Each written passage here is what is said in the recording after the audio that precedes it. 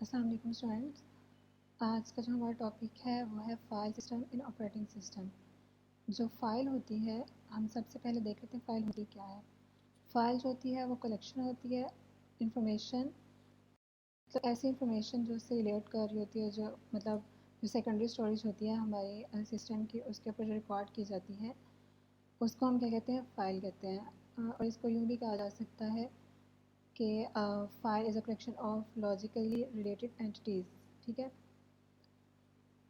From user's perspective, a file is the smallest allotment of logical secondary storage. ठीक है। और इसके अंदर जो फाइल होती है वो कंसिस्ट होती है, एट्रीब्यूट्स होते हैं, उसकी टाइप्स होती हैं, ऑपरेशंस होते हैं। एट्रीब्यूट्स में क्या आ जाता है, नेम, टाइप, साइज़ और इसकी मतलब क्रिएशन डाटा, ऑथर कौन सा है उसका, लास्ट मॉडिफाइड, प्रोटेक्शन। और इसके टाइप्स क्या हो जाएंगी, डॉक भी हो सकती है, एक्जी भी हो सकती है, जेपीजी फाइल की कोई भी एक्सटेंशन लाइक हो सकती है, XISC, जावा क्लास। और इसके कुछ ऑपरेशंस होते हैं जो हम इसके ऊपर परफॉर्म कर सकते हैं, like create, open, read, right, append और ट्रंकेट, डिलीट, क्लोज। और फाइल टाइप क्या होती है, फाइल टाइप एग्जीक्यूटेबल भी होती है, ऑब्जेक्ट भी होती है, सोर्स कोड भी होता है, बैच। एग्जीक्यूटेबल वो होती है मतलब जिसको हम एग्जीक्यूट करते हैं, लाइक C++ का जो प्रोग्राम होता है हम उसको एग्जीक्यूट करते होते हैं, वो होते हैं एग्जीक्यूटेबल फाइल्स। और जिस तरह हम लोग कोई भी सॉफ्टवेयर इंस्टॉल करते हैं तो मतलब उसकी एक एक्सी फाइल हमारे पास आ जाती है और उसको हम आगे से उसको हम रन करके उसको एग्जीक्यूट करते होते हैं, और ताकि हम लोग मतलब उस सॉफ्टवेयर को जो भी है उसको इंस्टॉल कर सकते हैं। एक्सी फाइल्स होती हैं। और फंक्शन मतलब वो मशीन लैंग्वेज को मतलब वो मशीन लैंग्वेज होती है, वो जो मतलब प्रोग्राम एज अ प्रोग्राम वो रन होता है हमारे सिस्टम पे। ऑब्जेक्ट भी हो जाती है फाइल टाइप, और सोर्स कोड भी हो सकती है, लाइक सी, जावा। मैंने जैसे कि आपको बताया कि प्रोग्राम हो सकता है, सोर्स कोड हो सकता है उसका मतलब किसी भी लैंग्वेज में हो सकता है, जिस तरह सी, जावा और पाइथन कोई भी हो सकती है। अब देख लें फाइल डायरेक्टरीज।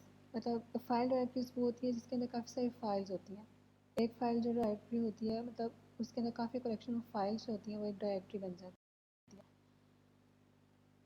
जो डायरेक्टरी होती है वो इन्फॉर्मेशन, उसके अंदर जो इन्फॉर्मेशन होती है वो होती है फाइल से रिलेटेड। उसके अंदर एट्रीब्यूट्स भी होते हैं जिस तरह कि अभी ऊपर बताया, उसका साइज़ और नेम वगैरह और उसकी लोकेशन, ऑनरशिप और मतलब यही सब कुछ होता है। ठीक है। और information contain in a device directory, मतलब कौन सी इन्फॉर्मेशन हो सकती है, मतलब नेम हो सकती है, उसकी टाइप हो सकती है, address, current length, maximum length हो सकती है उसकी, और लास्ट डेट। मतलब जब उसको आपने उस फ़ोल्डर को या उस डायरेक्टरी को जब आपने लास्ट डेट में जब ऐसे एक्सेस किया उसको, वो वाली डेट हो सकती है। मतलब अपडेट उसको जब किया, ओनर आईडी चेंज भी कर सकते हैं। और protection information, operation perform on directory are, मतलब कौन कौन से ऑपरेशन आप एक डायरेक्टरी के ऊपर परफॉर्म कर सकते हैं। आप सर्च कर सकते हैं, फ़ाइल को क्रिएट कर सकते हैं, डिलीट कर सकते हैं, उसकी लिस्ट मतलब चेंजिंग्स कर सकते हैं, उसको रीनेम कर सकते हैं, ट्रैवर्स कर सकते हैं, सॉर्टिंग वगैरह कर सकते हैं। इसके एडवांटेजेस क्या होते हैं, एडवांटेजेस ऑफ डायरेक्टरीज आर, तभी एफिशिएंसी होती है, a file can be located more quickly, मतलब जब भी हम कोई फ़ाइल बनाते हैं वो फ़ौरन से क्विकली बन जाती है। उसकी नेमिंग हम लोग उसको मतलब एक जो फ़ाइल होती है वो डिफरेंट नेम्स के साथ, मतलब डिफरेंट सेम फाइल जो होती है वो डिफरेंट नेम्स के साथ भी हो सकती है, मतलब डिफरेंट यूज़र्स के लिए।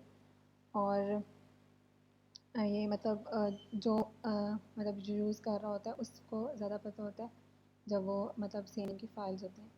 और इसमें क्या आ जाता है, ग्रुपिंग भी आ जाता है। ग्रुपिंग के अंदर क्या होता है कि अब लाइक C++ क्या है, हम C++ पे प्रोग्राम्स बना रहे हैं तो उसके अंदर सारे C++ के प्रोग्राम्स आ जाएंगे। अगर आप जावा के प्रोग्राम्स बना रहे हैं तो उसके अंदर जावा के सारे प्रोग्राम्स आ जाएंगे।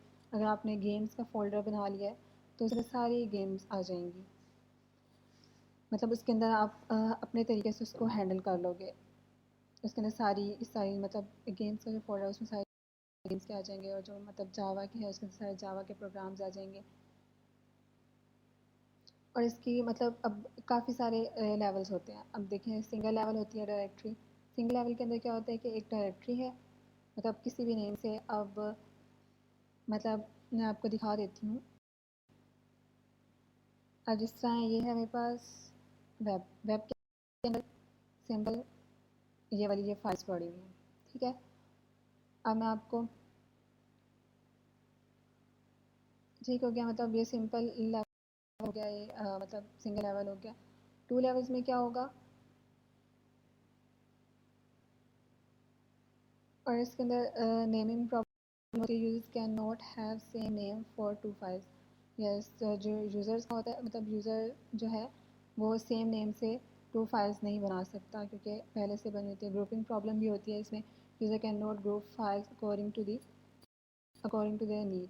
तब ग्रुप भी नहीं बना सकता है, क्योंकि एक फोल्डर है उसी के अंदर मतलब मल्टीपल फाइल्स हैं, और कभी कभी हम ढूंढने में भी मसला हो जाता है, क्योंकि काफ़ी सारी जब फाइल्स होती हैं। तो टू लेवल डायरेक्टरी के अंदर क्या होता है,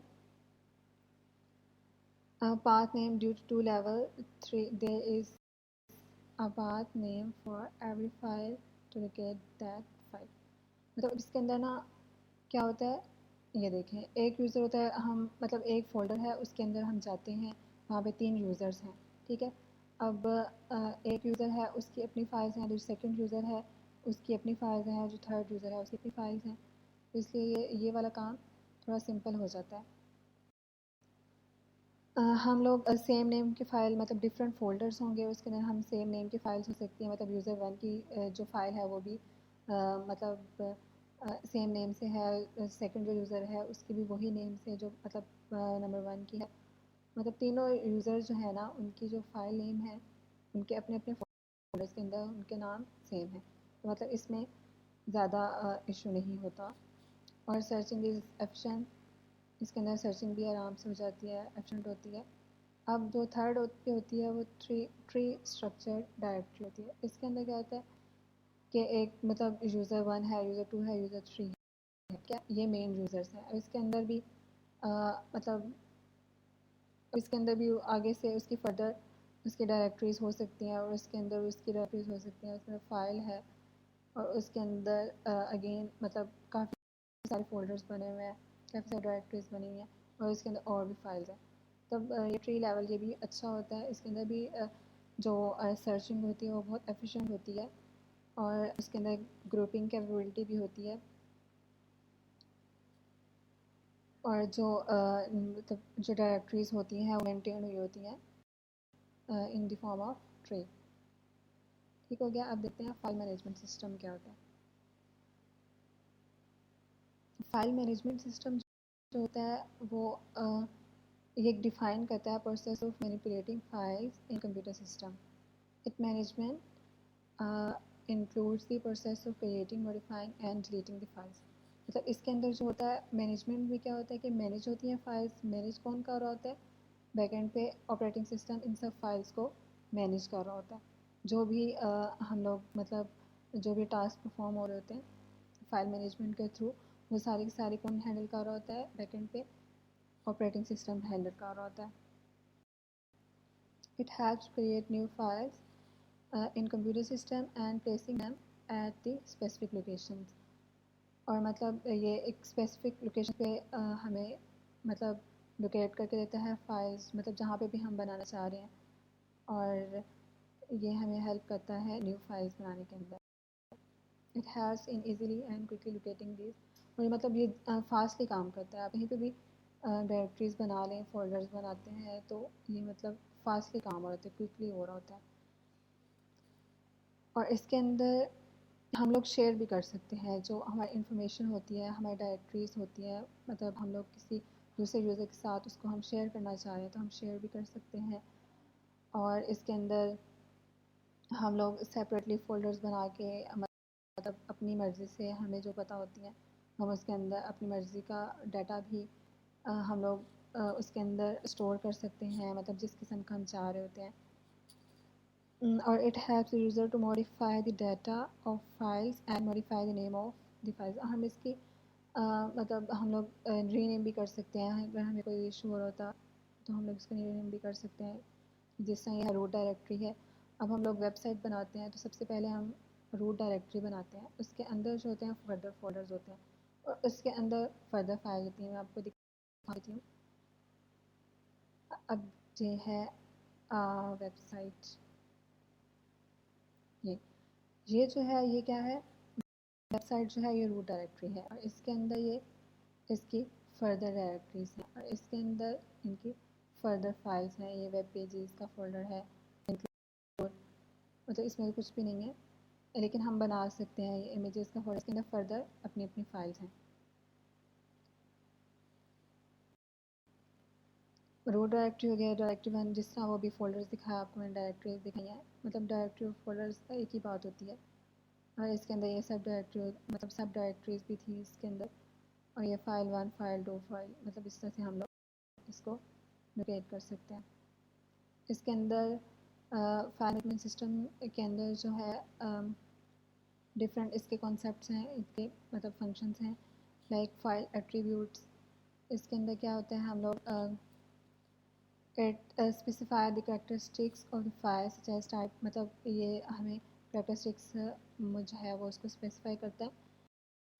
मतलब इसकी टाइप क्या होगी, जो हम फाइल बना रहे हैं उसकी जो डेट ऑफ लास्ट, मतलब उसका लास्ट कब मॉडिफाई किया था, उसका साइज़ क्या है, उसका लोकेशन क्या है, मतलब डिस्क के ऊपर जो उसकी लोकेशन है वो क्या है। File attributes help the user to understand the value and location of files, मतलब इससे हमें हेल्प मिलती है कि हमारी लोकेशन क्या है फाइल की और हम इसको ऑपरेशंस कौन कौन से परफॉर्म कर सकते हैं। मतलब डिफरेंट हो सकते हैं ऑपरेशंस हम, लाइक क्रिएट, क्लोज, मतलब काफ़ी सारे होते हैं जो हम लोग कर सकते हैं परफॉर्म। फाइल एक्सेस परमिशन के कौन सा यूज़र इसको एक्सेस कर सकता है, कौन से यूज़र के लिए रीडेबल है, कौन से यूज़र इसको राइट कर सकता है, मतलब एडमिनिस्ट्रेशन के जो वो है राइट्स हैं वो किसके पास हैं, मतलब कौन इसको रीड कर सकता है। फॉर एग्ज़ाम्पल अगर कोई टीचर डाटा भेजता है तो जो स्टूडेंट है वो जस्ट उसको रीड कर सकता है। वो अब टीचर पे है कि वो उसको सिर्फ रीड करने देगा या उसके अंदर राइट भी करने देगा, तो टीचर के ऊपर होता है। और फाइल सिस्टम्स और ये सब कुछ जो है वो जो सब कुछ ये हम लोग जो कर रहे होते हैं और इसको जो पीछे सब कुछ अरेंज, जो इसको सब कुछ मैनेज कर रहा होता है वो होता है operating system. Thank you students. अगर आपको कोई इशू हो तो आप लोग क्वेश्चन कर सकते हैं। Thank you students. अल्लाह हाफिज़।